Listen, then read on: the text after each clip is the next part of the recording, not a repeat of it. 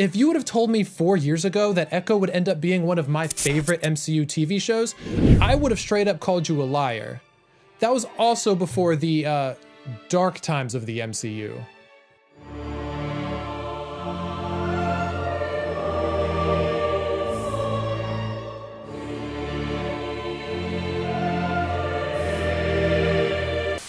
So let's talk about how Echo did the impossible and somehow wasn't trash. Echo is the newest TV show of the Marvel Cinematic Universe and stars Alaqua Cox as the titular anti-hero Maya Lopez, while also featuring the much anticipated return of Vincent D'Onofrio as Kingpin, along with his snazzy suits and anger issues. Not exclusively in that order. Now that's a lot of damage! I'll be the first to admit, I did not care about this show when it was first announced. Not necessarily because of the actress playing Maya Lopez, more so because she was introduced in one of the most mediocre MCU TV shows of all time. Mid! But then the trailer dropped. Oh my. And just like that, they sucked me in again. Dope action scenes, more ground level characters, and the return of two icons in Kingpin and Daredevil from the Netflix show? Yeah, I'm hooked. I only had 2 expectations that I wanted this show to meet. Number 1, and trust me, this is gonna blow your mind, don't suck. Take that as you will. Second, stop ruining season finales that already had a great build-up and premise with CGI final battles that feature world-ending stakes.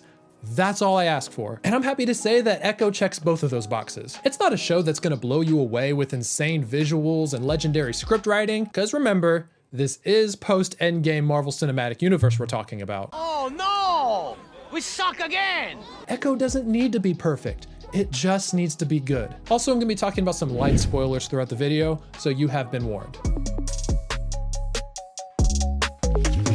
I loved that Maya's relationship with her family is at the forefront throughout. There's something so humanizing about watching a character overcome feelings of isolation from a broken family unit. I also really dug the dynamic between Kingpin and Maya. We got some little info nuggets of Maya and Kingpin's interaction in the Hawkeye TV show, but it was all fairly surface level and got pushed aside for the main story. I'm glad that Echo further explored their dysfunctional and fractured relationship. Also, the ASL technology that they introduced midway through the show was a really cool addition that further accentuated the relationship between Kingpin and Maya. Because even though Kingpin loves Maya like his adoptive family, he never took the time to actually learn how to use ASL to communicate with her. So he took the lazy way out by using technology. That was just a little detail that I appreciated. I definitely was convinced throughout parts of the show that Kingpin did love Maya as his adopted niece, but it becomes very clear that their relationship was dangerous and doomed from the start. The show highlights how destructive a legacy of violence can be and how hard it is to break the cycle. You've got Kingpin, who is fully corrupted by this obsession with rage and power, but Maya, on the other hand, has the opportunity to turn it all around. I find that really interesting. Also, man, I am so happy that Vincent D'Onofrio's Kingpin is back. His take on the iconic crime boss in the Netflix Daredevil show was flawless, peak, or honestly, insert any other word you want for perfection, which is why I assumed that Marvel would literally screw up perfection by bringing him back. It's what they do best, right? Going to the past and digging up past successes in order to get people's attention instead of actually creating new and interesting characters. Prove me wrong, kids. Prove me wrong. And Kingpin's appearance in the Hawkeye show didn't make me feel much better, as he felt more one-dimensional and ill-fitting in the show as a whole. But Echo proved that Kingpin can be just as ruthless and violent as he was in the Netflix show. And yes, MCU Kingpin and Netflix Kingpin are officially one and the same now. In Echo, there were so many references and mentions of his backstory that all but confirmed the Netflix show is canon. So let's hope that the scriptwriters continue to do these pre-established characters justice. D'Onofrio continues to nail every aspect of the character, from his restless fidgeting to his booming voice and hulking physique. If the reports are true that Kingpin is being set up as the street-level version of Thanos, I am so in. Also surprised, but not really a surprise, Daredevil's in the show. Yeah, boy. The Man Without Fear only shows up for one fight scene with Echo, but everything from the costume to the fighting style is handled pretty well. Yeah, the punches and kicks felt weightless at times, and I don't think the studio took full advantage of the creative possibilities of a fight between someone who's blind and someone who's deaf. But I still had a stupid grin on my face watching him fight with his billy clubs and using the environment around him. I am also so grateful that he didn't just show up to the fight just to get his butt handed to him by the main protagonist, while also losing his credibility. Even though it was a draw, I feel like Netflix's Daredevil would have still kicked Maya's butt, but you know what? Take notes, people. This is how you pay homage to a legacy character without crapping on what came before. Yes, I'm talking to you, She-Hulk. So, are you like a superhero? Like the Gold Devil? I'm Daredevil. You sure about that? I also really enjoyed the action set pieces and choreography of Echo when there was action scenes, because I think there's like, what, 4 in the entire show? The standout was definitely when Maya takes on a whole bunch of Kingpin's henchmen in a roller rink. While I don't think this show took full advantage of its TVMA rating, it's scenes like this where the brutality of Maya's fighting style can be fully realized. If this show can lay the groundwork for the future of Marvel's spotlight stories and for some ground level adventures, I think we're starting to get on the right track. So what was the deal with the marketing of this show? Maybe it's just me, but I got a serious vibe that Marvel had zero confidence in this show succeeding, and I think all the behind the scenes news only made this more plausible. Not only did the show only have 5 episodes, which that could be a good thing or a bad thing, depends on how you look at it, but Marvel also decided to drop all of them all at once. If you're new to MCU shows, just know that this really is not normal. In fact, this has never happened before. At one point, rumors were spreading that even Kevin Feige deemed Echo unreleasable, but granted, that was before reshoots. The trailers also did some solid heavy lifting to capture people's attention, but it was starting to become more clear that legacy characters like Kingpin were starting to take more of the limelight away from the lead character Maya Lopez.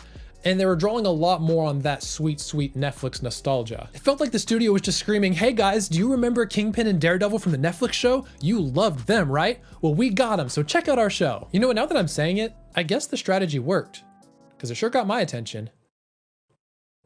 You win this one, Marvel. Unfortunately though, if you saw the trailers and got immediately interested because of the cool looking fight scenes, I hate to say it, but pretty much every single one of them are in the trailers. Also, let me know if I'm crazy, but regarding MCU shows, I've never seen a trailer for the rest of the show play immediately after the first episode as kind of like a pre-credit stinger. It was like the studio was begging viewers to stick around and promising that it gets better. It's not really a major flaw, it just felt odd. Speaking of odd, the pacing of the show was absolutely a head scratcher as well. I know dozens of critics and YouTubers have talked about this, but the pacing absolutely does affect the ebb and flow of each episode. Ironically, it felt like an inverse of typical MCU shows. Normally they start with loads of promise and then completely fumble the bag by the time the finale comes around. In Echo, I felt like it took a couple more episodes to start building momentum, and then by the 3rd or 4th episode, it was pretty good throughout. Now the first episode alone felt like it severely dragged at some points, and essentially was only a disjointed recap of Hawkeye. If you haven't seen the Hawkeye show, then Echo doesn't do a very good job of reintroducing these recurring characters. So again, in classic MCU form, they assume that you've watched all the previous projects and have done all your homework. Don't ask questions, just consume product and then get excited for next product. Now thinking back to the whole 5-episode format of this show, it reminds me how much stuff is actually crammed in with such little time to explore. We have Maya and her internal conflict, her origin story,